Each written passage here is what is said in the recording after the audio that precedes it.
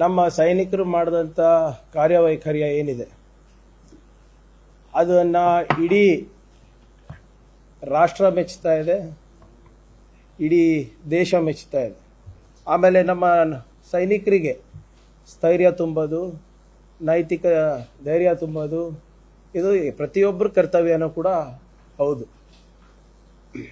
ನಿನ್ನೆ ಹೋಗಿ ಪ್ರಧಾನಮಂತ್ರಿಗಳು ಸೈನಿಕರ ಸ್ಥೈರ್ಯ ಏನು ತುಂಬಿದ್ದಾರೆ ಅಥವಾ ಅವರಿಗೆ ಶ್ಲಾಘನೆ ಏನು ವ್ಯಕ್ತಪಡಿಸಿದ್ದಾರೆ ಅದು ಅವ್ರ ಜವಾಬ್ದಾರಿ, ಮಾಡಬೇಕು, ಮಾಡಿದರೆ ಭಾಳ ಸಂತೋಷ. ಆದರೆ ಗಮನಿಸಬೇಕಾಗಿರುವಂಥ ವಿಚಾರ ಏನಪ್ಪ ಅಂದರೆ, ಪಹಲ್ಗಾಮ್ ಅಟ್ಯಾಕ್ ಆಗಿದ್ದು ಏಪ್ರಿಲ್ 22. ಏಪ್ರಿಲ್ 22 ಆದಮೇಲೆ ಪ್ರಧಾನಮಂತ್ರಿ ಅವರು ಕಾಣಿಸ್ಕೊಂಡಿದ್ದು ಬರೀ ಬಿಹಾರ್ ಚುನಾವಣೆಯಲ್ಲಿ. ಅದಾದ ನಂತರ ಪ್ರಧಾನಮಂತ್ರಿಯವರು ಪಬ್ಲಿಕ್ನಲ್ಲಿ ಎಲ್ಲೂ ಕಾಣಿಸ್ಕೊಂಡಿಲ್ಲ. ನಮ್ಮ ಸೈನಿಕರ ಆತ್ಮಸ್ಥೈರ್ಯವನ್ನು ತುಂಬಲಿಕ್ಕೆ ಜಮ್ಮು ಕಾಶ್ಮೀರ್ನಲ್ಲೂ ಇರಲಿಲ್ಲ, ಅಥವಾ ಯಾವುದೇ ಒಂದು ಆದಂಪುರ್ ಬೇಸ್ ಇರ್ಬೋದು, ಪಂಜಾಬ್ ಇರ್ಬೋದು, ರಾಜಸ್ಥಾನ್ ಇರ್ಬೋದು, ಯಾವ ರಾಜ್ಯಗಳಲ್ಲಿ ಈ ಬ್ಲ್ಯಾಕ್ಔಟ್ ಘೋಷಣೆ ಆಗಿತ್ತು, ಮಾಕ್ ಡ್ರಿಲ್ಲು ಸಂಪೂರ್ಣವಾಗಿ ಫುಲ್ ಸ್ವಿಂಗ್ನಲ್ಲಿ ನಡೆದಿತ್ತು, ಅಲ್ಲೆಲ್ಲೂ ಕಾಣಿಸ್ಕೊಂಡಿಲ್ಲ. ಮಾನ್ಯ ಪ್ರಧಾನಮಂತ್ರಿಗಳು ಪ್ರತ್ಯಕ್ಷ ಆಗಿದ್ದು ಮೇ 12ನೇ ತಾರೀಕು, ಮೊನ್ನೆ ರಾತ್ರಿ 8 ಗಂಟೆಗೆ, ಯಾವಾಗ ಸೀಸ್ ಫೈರ್ ಎಲ್ಲ ಅನೌನ್ಸ್ ಆಗಿತ್ತು. ಯಾರು ಮಾಡಿದ್ದು seize fire announce? Donald Trump ಅವ್ರು ಮಾಡಿದ್ದು. ಅದಾದಮೇಲೆ ಪಾಕಿಸ್ತಾನದವ್ರು ಮಾಡಿದ್ರು, ಅದಾದಮೇಲೆ ನಮ್ಮ ಫಾರಿನ್ ಸೆಕ್ರೆಟರಿ ಅವ್ರು ಮಾಡಿದ್ರು. ಎಲ್ಲ ಆದಮೇಲೆ ಮೇ 12ನೇ ತಾರೀಕು ಏನು ರಾಷ್ಟ್ರದ ಘೋಷಣೆಗೆ ಅವ್ರದ್ದೇನು ಒಂದು ಮನ್ ಕಿ ಬಾತ್ದು ಟೆಲಿವೈಸ್ಡ್ ವರ್ಷನ್ ಇದೆ ಅಲ್ಲ, ಅದಕ್ಕೆ ಬಂದರು. ಅದಾದಮೇಲೆ ನಿನ್ನೆ ಮೇ 13ನೇ ತಾರೀಕು, ಏನು ಡೇಟ್ ಒಂದು ಆ ಕಡೆ ಈ ಕಡೆ ಆಗಿರ್ಬೋದು ಅಷ್ಟೇ, ಮೇ 13ನೇ ತಾರೀಕು ಮಾನ್ಯ ಪ್ರಧಾನಮಂತ್ರಿಗಳು ಆದಂಪುರ್ನಲ್ಲಿ ಹೋಗಿ ಘೋಷಣೆಗಳನ್ನು ಕೂಗಿ ಸೈನಿಕರಿಗೆ ಸ್ಥೈರ್ಯ ತುಂಬಿದ್ದಾರೆ ಅಂತ ನೀವು ಹೇಳ್ತಾರೆ, ಭಾಳ ಸಂತೋಷ.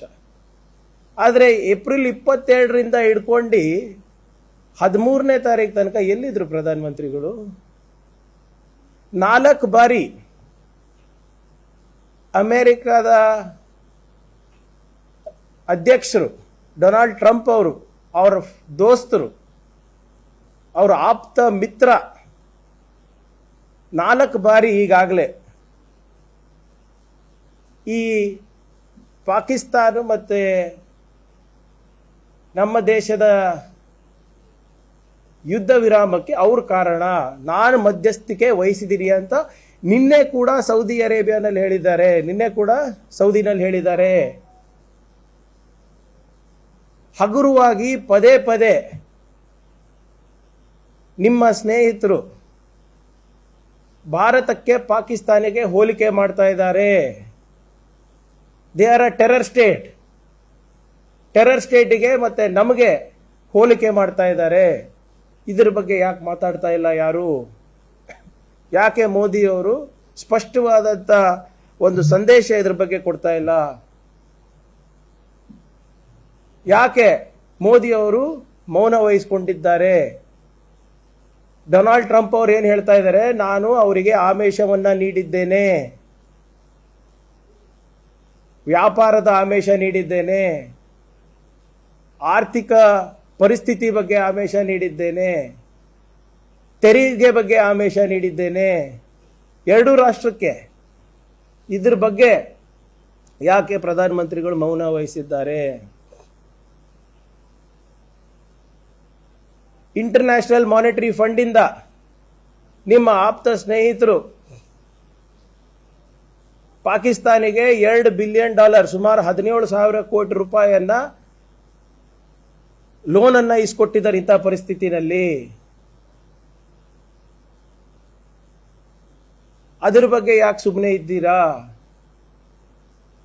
ಇವಾಗ ಏನು ಅವರಿಗೆ 8,000 ಕೋಟಿ ರೂಪಾಯಿ ಮೊದಲೇ ಕಂತಲ್ಲಿ ಸಿಕ್ಕಿದೆ, ಇದರಿಂದ ಏನು ಉದ್ಯೋಗ ಸೃಷ್ಟಿ ಮಾಡ್ತಾರ ಪಾಕಿಸ್ತಾನದವರು? ಇದರಿಂದ ಏನು ಭಾಳ ದೊಡ್ಡ ಅಣೆಕಟ್ಟುಗಳು ಕಟ್ತಾರ? ಮತ್ತೆ ಟೆರರ್ ಕ್ಯಾಂಪ್ಸ್ಗಳೇ ಕಟ್ತಾರೆ. ಇದ್ರ ಬಗ್ಗೆ ಯಾಕೆ ಸುಮ್ಮನಿದ್ದಾರೆ? ಪದೇ ಪದೇ ನಮ್ಮ ರಾಷ್ಟ್ರಕ್ಕೆ ಅವಮಾನವನ್ನ ಬೇರೆ ರಾಜ್ಯದ ರಾಷ್ಟ್ರಾಧ್ಯಕ್ಷರುಗಳು ಮಾಡ್ತಾ ಇದ್ದಾರೆ. ಇದ್ರ ಬಗ್ಗೆ ಯಾಕೆ ಸುಮ್ಮನಿದ್ದೀರಾ ಅಂತ ನಮ್ಗೆ ಉತ್ತರ ಬೇಕು.